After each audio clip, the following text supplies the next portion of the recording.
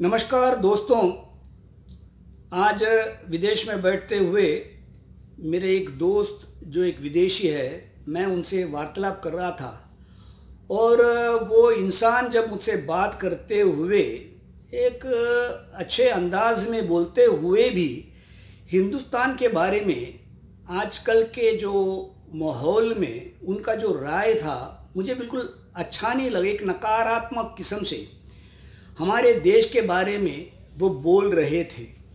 मुझे बुरा लगा, लेकिन मुझे उन पर गुस्सा नहीं आया। वो इसलिए क्योंकि वो आदमी को हम गलत नहीं कह सकते, क्योंकि आज के तारीख में हिंदुस्तान के जितने भी पत्रकार हैं उनकी पत्रकारिता इतना नकारात्मक है कि दुनिया भर में हिंदुस्तान की छवि, उस छवि का माफ़ करना बलात्कार कर दिया इन लोगों ने।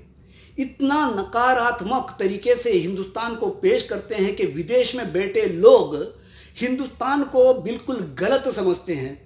हाँ, मैं मानता हूँ कि आज हिंदुस्तान में इस कोविड-19 या कोरोना के वजह से बहुत से गरीब लोगों को दिक्कत हुआ है, मैं मानता हूँ। और जब वो दृश्य मैं टीवी में देखता हूँ तो मुझे भी बड़ा बुरा लगता है कि मेरे बहन भाई जो गरीब है उनकी मजबूरी के कारण एक प्रांत से दूसरे प्रांत पर या एक राज्य से दूसरे राज्यों में जब जाते हैं तो उनको पैदल जाना पड़ता है, साइकिल पे जाना पड़ता है, उनको यात्रा करने की दिक्कत, वो दिक्कत को देखते हुए मुझे भी दुख और दर्द होता है, ये मैं मानता हूँ।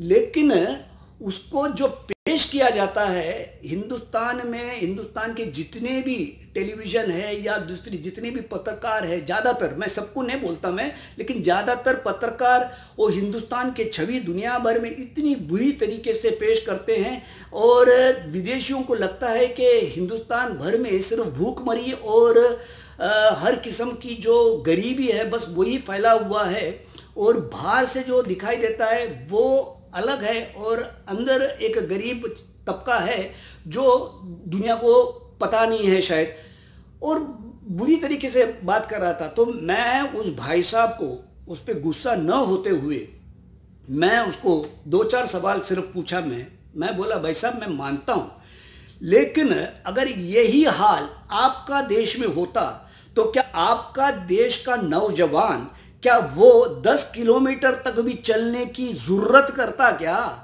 अरे भाई, मेरे देश में 100 किलोमीटर 150 किलोमीटर की बात नहीं कर रहा हूं मैं, हजारों किलोमीटर लोग अपने बोरिया बिस्तरा लेकर के, हजारों किलोमीटर बच्चों के साथ बोरिया बिस्तरा लेकर के हजारों किलोमीटर चल रहे थे। और एक लड़की है जो ज्योति कुमारी, बिहार का, दिल्ली से अपने पिताजी को, जो खुद बीमार है, पिताजी बीमार है, उनका शायद एक एक्सीडेंट होके शायद पैर खराब है उनका, उनको पीछे बिठाते हुए लगेज के साथ और भी है उनका सामान, ये सब लेकर के एक पुराना साइकिल लेकर के 1200 किलोमीटर वो साइकिल चलाती है।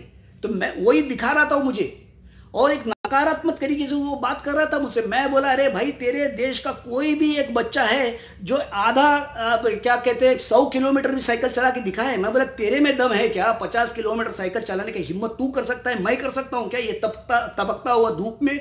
मैं बोला, यार हिंदुस्तान का गर्मी का तुझे कुछ अंदाजा है? इतने गर्मी में अगर वो लड़की 15 साल का अपना पिताजी को लेकर के चलता है तो उसका जरूरत को देखो, उसकी फौलादी जिगर को देखो, उसका सोच को देखो, उसके जीतने की उस तमन्ना को देखो, उस दिल को देखो, उस मन को देखो, उस हिम्मत को देखो, उस हिम्मत की दाद दो यार। जब मैंने ये बात कहा तो उसकी दिमाग की बत्ती गुल हुई, तब जाके उसको ख्याल आया। मैं बोला, अरे भाई साहब, हिंदुस्तान का जो फौलादी जिगर है उसका तुम्हें पता नहीं है।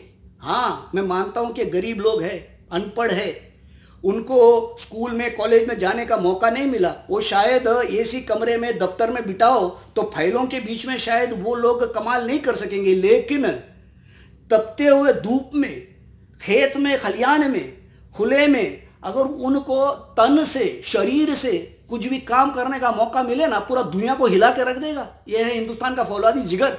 तुमको वो दिखाई नहीं देता, तुमको सिर्फ गरीबी दिखाई देता है। मैं बोला यार हिंदुस्तान का जो गरीब जिस हाल में रहते हो, तुम स्लम डॉग मिलियनेयर की बात करते हो, उस स्लम में तुम रहोगे क्या? इतने कीड़े मकोड़े हैं, उस कीड़े मकोड़ों में, उस चूहों के बीच में, उस कुत्तों के बीच में, सड़क छाप कुत्तों के बीच में, मच्छरों के बीच में, मक्खियों के बीच में, कीड़े मकोड़ों के बीच में भी अगर हिंदुस्तान का बच्चा बिना अस्पताल जाए जिंदा है तो उसके अंदर का फौलाद को तुम पहचानो यार, उसका फौलादी जिगर को पहचानो, उसका डीएनए को पहचानो, उसका खून को पहचानो, जो बीमार नहीं गिरता। मैं बोला यार ये दूसरा कोई देश होता ना, लाखों में लोग मरते। हिंदुस्तान का जो डीएनए है इतना फौलादी है कि इतना जल्दी कोई बीमार भी नहीं पड़ता। मैं बोला उस तरीके से तुम देखो कि उस लड़की ने किस तरीके से 1200 किलोमीटर साइकिल चला दिया। देखो कि किस तरीके से बच्चों को लेकर के लोग सड़क पे चलते। हाँ मैं मानता हूँ गलत है, ऐसा नहीं होना चाहिए, ऐसा नहीं होना चाहिए, बिल्कुल ही होना नहीं चाहिए। लेकिन मैं एक सकारात्मक किस्म का आदमी हूँ, सकारात्मक इंसान हूँ, इसलिए मैंने उनसे पूछा क्या तू सोच भी सकता है? अरे चलने की छोड़ना, मैं कहता हूँ चलो हम लोग चलते हैं। तुम में हिम्मत है क्या? 15 से 20 किलोमीटर इस तपते हुए धूप में तुमको चलने का हिम्मत है क्या? मैंने उसको पूछा। तब उसकी मैंने कह दिया ना, दिमाग की बत्ती गुल हो गई, चेहरा बदल गया। 10 मिनट बैठा, बाद में सोचा, बोला सही है यार, तू जो बोला सही है। फिर मैंने उसको समझाया, देखिए एक एटम है ना, उससे बम भी बनाया जा सकता है, उससे जो है इलेक्ट्रिसिटी या करंट भी बनाया जाता है। उस करंट से चूल्हा भी जलेगा, घर का बत्ती भी जलेगा, यंत्र भी काम करेंगे, खेत खलियान में पानी भी पहुंचाएगा, खेती का काम भी कर सकेगा।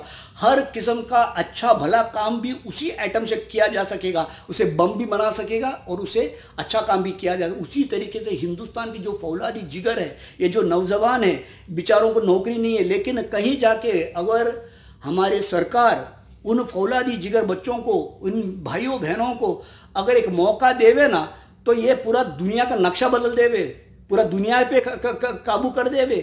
ये कमाल है उनमें, ये फौलादी जिगर है उनमें, इसको पहचानो तुम। जब ये बात कहा तब तो उसको पता चल गया, वो बोला मान गया। ये मैंने सोचा नहीं, मैंने सिर्फ उसके एक तरफ देखा। देखिए मैं इस विदेश में बैठ करके पता नहीं मेरा आवाज़ किधर तक पहुंचेगा, किन लोगों तक पहुंचेगा। देखिए पत्रकारिता, मैं हाथ जोड़ के कहता हूं, दिल्ली में बैठे लोग, तुम भी हिंदुस्तानी है, तुम भी हिंदुस्तानी है, हम भी हिंदुस्तानी है। भाई हिंदुस्तान का छवि को तुम खराब मत करो, तुम खबर दिखाओ लेकिन उसका सही तरीके से तो बताओ ना।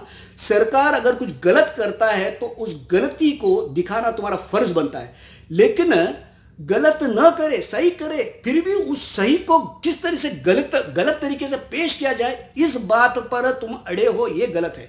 सरकार के हर चीज को तुम गलत बताते हो, ये गलत है। सही को सही बताओ, गलत को गलत बताओ, सही को सही बताने का जिगर रखा करो। अरे यार पैसे के लिए अपनी धरती को बेचोगे क्या? ईमान को बेचोगे? अरे यार मैं तो कहता हूं, जो माफ़ करना, जो वेश्या स्त्रियां होती हैं, माफ़ करना इस जबान का इस्तेमाल करते हैं, वो तो सिर्फ अपना तन बेचते हैं सर। वो तन बेचते हैं अपने खास करके बच्चों को पालने का। जितनी भी जो रास्ते पे सड़क चाप वेश्या स्त्रियां होती हैं ना, वो अपनी तन मजबूरी में, बहुत से लोग उनको इसमें फंसा दिया होता है, उनको फंसा करके, उनको धोखा दे करके इस व्यापार में उनको फांस देते हैं, तब जाके वो तन बेचता है। और तन बेचता है तब भी वो सोचता है अरे मेरा तन गया लेकिन मेरे घर वाले तो सुखी रहेगा, ये सोचते वो अपना तन बेचता है, वो सिर्फ अपना तन बेचता है भाई साहब।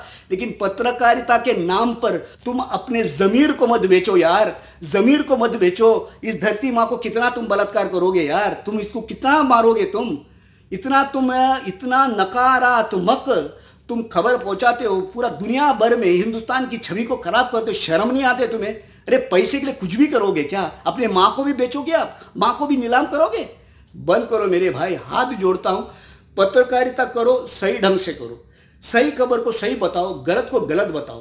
पत्रकारिता के नाम पर, पैसे के नाम पर, नाम शौहरत कमाने के लिए इस धरती माँ का बलात्कार मत करो मेरे भाई, ये आपसे विनती है। अगर मेरे मुंह से कोई अपशब्द निकला तो आप कृपा करके मुझे क्षमा करें। इससे बुरी तरीके से बात करना मुझे नहीं आता, लेकिन ये बोलना जरूरी था, इतना तो कम से कम बोलना जरूरी था। इसके लिए कुछ अगर अपशब्द मेरे मुंह से, जबान से निकले तो क्षमा करना, लेकिन इतना तो बोलना जरूरी मैंने समझा, इसलिए मैंने बोला। जय हिंद, नमस्ते।